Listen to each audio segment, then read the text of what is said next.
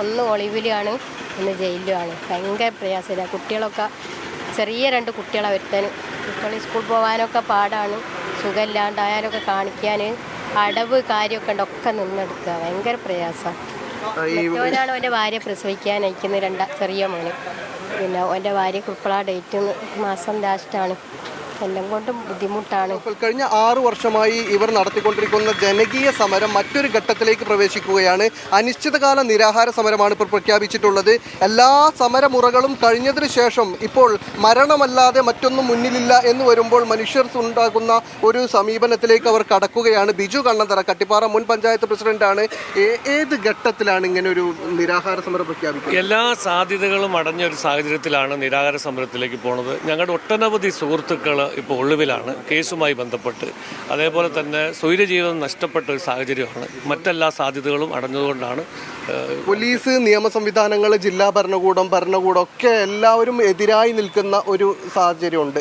അപ്പോൾ എന്താ, ബഹുമാനപ്പെട്ട കോടതികളെ തെറ്റിദ്ധരിപ്പിച്ചിട്ടാണ് ഈ ഓർഡറുകളൊക്കെ വാങ്ങിയിരിക്കുന്നത്. അപ്പോൾ തീർച്ചയായിട്ടും ഞങ്ങളുടെ സഹോദരങ്ങളെ ഞങ്ങൾക്ക് പുറത്തു കൊണ്ടുവരണം. ഈ കമ്പനി അടച്ചു പൂട്ടുക തന്നെ ചെയ്യണം. അതിലപ്പുറത്തേക്ക് യാതൊരു സംവിധാനമില്ല. സമരസമിതിയുടെ നേതൃത്വത്തിലാണ് ഈ കാര്യങ്ങൾ ചെയ്യുന്നത്. ഒരാൾ നിരാഹാരം മുന്നോട്ട് പോയി അതിൻ്റെ അവസാനം കിട്ടുമ്പോൾ അടുത്തയാൾ ആ നിരാഹാരം തുടങ്ങും. സമരസമിതി കംപ്ലീറ്റ് കാര്യങ്ങൾ നിയന്ത്രിക്കും. അതായത് ഇപ്പോൾ ഈ സമരം ഏതുവരെ തുടരാനാണ് തീരുമാനം? ബിജു കണ്ണന്തറ ഏതുവരെ ബിജു കണ്ണന്തറയ്ക്ക് എത്രമാത്രം മുന്നോട്ട് പോകാമോ അത്രയും മുന്നോട്ട് പോകും. സമരസമിതി അപ്പോൾ തീരുമാനിക്കും അടുത്ത ആരാണ് ചെയ്യുക. തീർച്ചയായും എന്തായാലും സമരസമിതിയുടെ നേതൃത്വത്തിലാണ് ഇപ്പോൾ സമരം പ്രഖ്യാപിച്ചിട്ടുള്ളത്. ജനങ്ങളെ സംബന്ധിച്ചിടത്തോളം വലിയ തരത്തിലുള്ള പ്രയാസങ്ങൾ അനുഭവിച്ചുകൊണ്ടിരിക്കുന്നുണ്ട്. ഈ പ്രദേശത്ത് ഇപ്പോൾ ഈ സമരം പ്രഖ്യാപിച്ച് ഇന്നിപ്പോൾ ഈ നേരത്തെ ഉണ്ടായ വിവാദമായ സമരത്തിന് ശേഷം ദിവസങ്ങൾ പിന്നിട്ട് 1 മാസത്തോളം പിന്നിടുന്നു. ആ സമയത്തൊക്കെ ആളുകൾ ഇപ്പോഴും 100-300 പേർക്കെതിരെ പോലീസ് കേസെടുത്തിട്ടുണ്ട്. ആളുകൾ, പുരുഷന്മാർ മുഴുവനും ഒളിവിൽ കഴിയുന്ന സാഹചര്യമുണ്ട്. പ്രായമായൊരു സ്ത്രീകളും കുട്ടികളും ഒക്കെ മാത്രമാണ് വീടുകളിൽ പലതും ഉള്ളത്. ഇപ്പോൾ ഈ സമരപന്തലിലും സ്ത്രീകൾ എത്തിയിട്ടുണ്ട്. എന്താണ് ഇവിടുത്തെ ഒരു സാഹചര്യം? ഭയങ്കര പ്രയാസത്തിലാണോ? ഭയങ്കര പ്രയാസത്തിലാണ്. എൻ്റെ മോന് ഒന്ന് ഒളിവിലാണ്, ഒന്ന് ജയിലിലുമാണ്. ഭയങ്കര പ്രയാസമില്ല. കുട്ടികളൊക്കെ ചെറിയ 2 കുട്ടികളെ വരുത്താൻ, കുട്ടികൾ സ്കൂൾ പോകാനൊക്കെ പാടാണ്. സുഖമില്ലാണ്ടായാലൊക്കെ കാണിക്കാൻ അടവ് കാര്യമൊക്കെ ഉണ്ട്, ഒക്കെ നിന്നെടുക്കുക. ഭയങ്കര പ്രയാസമാണ്. മറ്റവനാണ് അവൻ്റെ ഭാര്യ പ്രസവിക്കാൻ അയക്കുന്നത്, ചെറിയ മോന്. പിന്നെ അവൻ്റെ ഭാര്യക്ക് ഇപ്പോഴാ ഡേറ്റ് മാസം ലാസ്റ്റാണ്. എല്ലാം കൊണ്ടും ബുദ്ധിമുട്ടാണ്. പൈസ കൊണ്ടുള്ള ഇതാണല്ലോ ഇപ്പം എല്ലാം. അടവുകളാണ് തോനെയൊലിക്ക്, 2 അടവും ലോണൊക്കെ ഉള്ളതാണ്. അതായത് നേരത്തെ ഈ മണം കാരണം ജീവിക്കാൻ ബുദ്ധിമുട്ടായിരുന്നു. ഇപ്പോൾ കുടുംബം അല്ലാതെ തന്നെയും പ്രയാസത്തിലേക്ക് പോവുകയാണ്. അതിലും പ്രയാസത്തിലാണ് പോകുന്നത്. ഭയങ്കര വാസനൊക്കെ സ്മെല്ലുണ്ടല്ലോ. ഇപ്പൊ കമ്പനി വീണ്ടും പ്രവർത്തിക്കാൻ തുടങ്ങിയിട്ടുണ്ടല്ലോ, അതിനുശേഷം എന്താണ്, ഭയങ്കര ബുദ്ധിമുട്ടുണ്ടോ?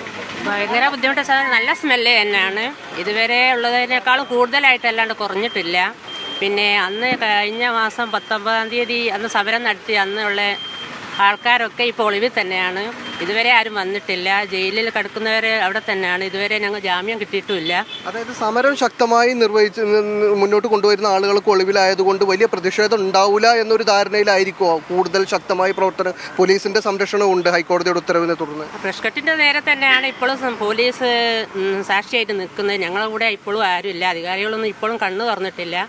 പിന്നെ കുടുക്കലെ ബാബുവിനെ ഇപ്പോഴും അവിടെ പ്രതിയാക്കി നിർത്തിയിട്ടുണ്ട്. പക്ഷേ സമരസമിതി ചെയർമാൻ ക്രിമിനലാണ് എന്നൊക്കെയാണ് പറയുന്നത്. മൂപ്പർ ഒന്നിനുമില്ല. അന്ന് രാവിലെ തന്നെ വന്ന് പോയിട്ട് അവർക്ക് എന്തോ ഒരു പരിപാടി ഉണ്ടായിട്ട് പോയതാണ്. അവരിവിടെ തന്നെ അല്ലായിരുന്നു.